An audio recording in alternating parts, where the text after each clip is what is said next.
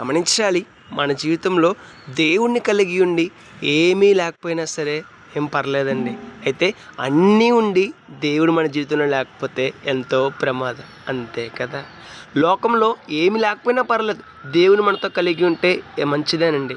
అయితే అన్నీ ఉండి దేవుడు మన జీవితంలో లేకపోతే రేపటి దినాన గొప్ప నష్టాన్ని పొందే ప్రమాదం ఉంది. ఎందుకంటే ఈ లోకం దాటాక దేవుని ముందు మనం ప్రత్యక్షం అవ్వాలి.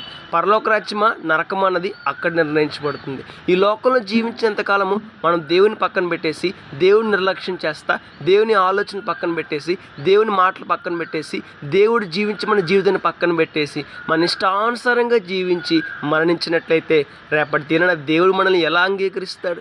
ఎలా మనల్ని పరలోక రాజ్యాన్ని చేర్చుకుంటాడు? ఒకసారి ఆలోచన చేద్దాం.